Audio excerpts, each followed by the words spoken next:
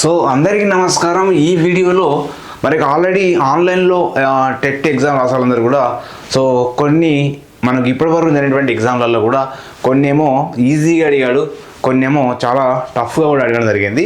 ఎక్కువగా ఈ paper analysis చేసినప్పుడు మేజర్గా ఎక్కడి నుంచి అడుగుతున్నాడు, టెక్స్ట్ బుక్ల నుంచి అడుగుతున్నాడు అండి. టెక్స్ట్ బుక్లో ఉన్నటువంటి సో వాటినే మీరు ఎక్కువగా రిపీట్ చేయండి, వేరే కొత్త మెటీరియల్కి వెళ్ళొద్దు.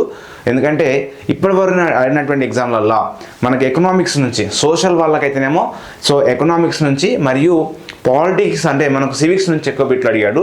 తర్వాత ఇంతకంటే ముందు ప్రీవియస్ టెట్లో సో జాగ్రఫీ, హిస్టరీ ఎక్కువ అడిగేటోడు, కానీ ఈసారి మాత్రం సో ఎకనామిక్స్, సివిక్స్ అడగడం జరిగింది. కాబట్టి మీరు మ్యాక్సిమం ఈ ఎకనామిక్స్, సివిక్స్ను ఎక్కువ చదువుకుంటూ జాగ్రఫీ, హిస్టరీని కూడా రిపీట్ చేయాల్సిందే, ఎందుకంటే ఆల్రెడీ ఎగ్జామ్స్ నడుస్తూనే ఉన్నాయి.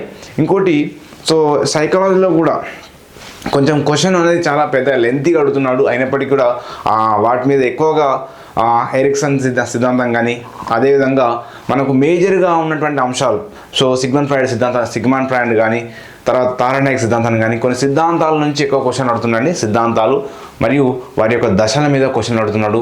తర్వాత గ్రంథాల మీద కూడా మనకు ఒక బిట్టు కంపల్సరీ వస్తుంది, అవి బాగా చూసుకోండి. తెలుగులో అయితేనేమో కవి పరిచయాలు, వాళ్ళ కవులు ఎక్కడ పుట్టారు, వారి యొక్క రచనల మీద ఎక్కువ క్వశ్చన్ అడుగుతున్నాడు. తర్వాత సందుల పైన, సమాసాలు, నెక్స్ట్ అదేవిధంగా నానార్థాలు, పర్యాపదాల మీద కూడా సో కొన్ని సింపుల్ బిట్లు కూడా తెలుగు అయితే కొంత ఈజీగా చాలా ఎగ్జామ్లలో కూడా కొంత ఈజీ అయినట్టుగా కూడా మనకు సో రాసిన వాళ్ళు చెప్పడం జరిగింది. కాబట్టి సో ఇంగ్లీష్ కూడా జనరల్ ఇంగ్లీష్ అడుగుతున్నాడు, జనరల్ ఇంగ్లీష్ అడుగుతున్నాడు. కొంత మీరు టెన్సెస్, ఆర్టికల్, గ్రామర్ పార్ట్ ఎక్కువగా ఒకసారి మీరు దాన్ని రిపీట్ చేస్తే కొన్ని ఆన్సర్ చేయడానికి అవకాశం ఉంటుంది. ఓకేనా?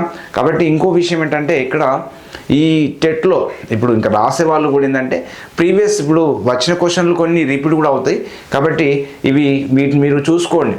ఇంతకుముందు మేజర్గా సో తెలుగు, ఇంగ్లీషు, సైకాలజీ, తర్వాత మీకు సబ్జెక్ట్ వైజ్గా డిఫరెంట్గా ఉంటుంది. కాబట్టి సో కంటెంట్, మెథడాలజీ, ఈ కంటెంట్ మెథడాలజీ కూడా మేజర్గా సో మెథడాలజీ ముఖ్యంగా ఏం చదువు, తెలుగు అకాడమీ చదువుకోండి. తెలుగు అకాడమీ ఉన్నటువంటి మెయిన్ పాయింట్స్ ఇప్పుడు బాగా మొత్తం వీలు కాదు, మెయిన్ పాయింట్స్ చదువుకునేటువంటి ప్రయత్నం చేయండి. అలా చదివితే సో ఎక్కువ మార్కులు రావడానికి అవకాశం ఉంటుంది. తర్వాత మీకు కంటెంట్లో కూడా మీరు కంటెంట్ చదివేటప్పుడు టెక్స్ట్ బుక్లో ఉన్నటువంటి మీకు కొన్ని ఇంపార్టెంట్ అని మీ మైండ్ చెప్తుంది. ఆ ఇంపార్టెంట్ అంటే అంశాలను రివిజన్ చేయండి. ఇప్పుడు అన్ని టాపిక్ చదవకుండా మీకు మీ మైండ్ కూడా మీకు చెప్తుందండి, ఏం చెప్తుంది, ఈ టాపిక్ నుంచి వచ్చే అవకాశం ఉంది అనుకుంటారు చూడండి. అట్లాంటి టాపిక్లో సో ఎక్కువ రివిజన్ చేసే ప్రయత్నం చేయండి.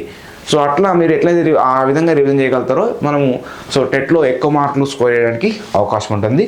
ఆన్లైన్ విధానం అనేది ఉన్నది కాబట్టి మీకు సింపుల్గా మీరు ఎక్కువ టెన్షన్ అవసరం లేదు.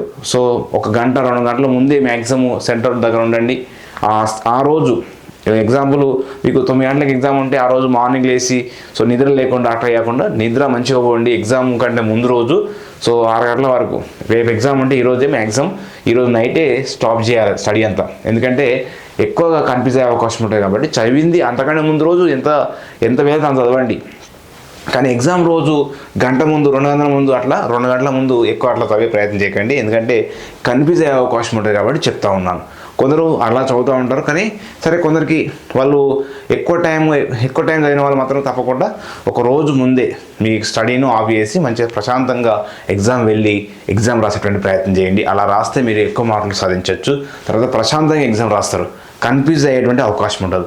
మీరు ఎంత చదివింది ముఖ్యం కాదు, అక్కడ ఎగ్జామ్లో ఎంత సో ప్రజెంటేషన్ చేసిన అనేది ఇంపార్టెంట్.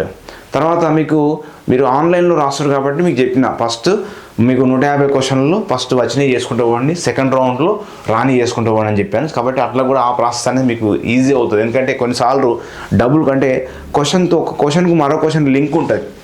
ఆ క్వశ్చన్కు మరో క్వశ్చన్ లింక్ ఉన్నప్పుడు సో అట్లా మనం ఆన్సర్లు చేసినట్టు అవకాశం ఉంటుంది. కాబట్టి సో ఇవి మంచి మెలకువలు, అంటే టెట్ రాసే వాళ్ళకు ఉన్నటువంటి మంచి మెలకువలు.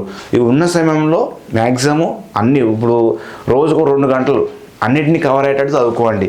ఇప్పుడు కంటెంట్ ఒక 2 గంటలు, మెథడాలజీ 1 గంట, సైకాలజీ 2 గంటలు లేదా 1 గంట, తెలుగు 1 గంట, అట్లా అన్ని సబ్జెక్టులు కవర్ అయ్యేటట్టు చదివితే సో మీరు టెట్లో ఎక్కువ స్కోర్ చేసే అవకాశం ఉంటుంది. మీరు కంటెంటే ఎక్కువ చదివి కంటెంట్కు ఒకవేళ ఎక్కువ కావాలనుకుంటే కంటెంట్ ఎక్కువ గంటలు వేయండి. ఒక కంటెంట్కు 3 గంటలు, ఒక మెథడాలజీకి 1 గంట, సైకాలజీ 1 గంట, తెలుగుకు ఒక గంట, ఈ విధంగా అదే ఇంగ్లీష్కి ఒక గంట, ఇట్లా గంట మనం ఈ విధంగా కేటాయిస్తే ఒక రోజులో అన్నిటినీ కవర్ చేసే వాళ్ళు అవుతాము. సో ఎక్కువగా బోర్ రాకుండా ఉంటుంది, అన్నిటినీ మనము రివిజన్ చేసుకొని ఎక్కువ గుర్తుపెట్టుకునే అవకాశం ఉంటుంది. కాబట్టి ఈ మెథడ్ వల్ల ఏంటంటే మీరు ఈ సమయంలో రివిజన్ చేస్తూ ఉండాలి. మీ ఇంతకుముందు కొత్త అంశాలు కాకుండా ఇంతకుముందు చదివిన అంశాలను రివిజన్ చేయండి. అలా రివిజన్ చేస్తే ఎక్కువ గుర్తుండేటువంటి అవకాశం ఉంటుంది. కాబట్టి మీరందరూ కూడా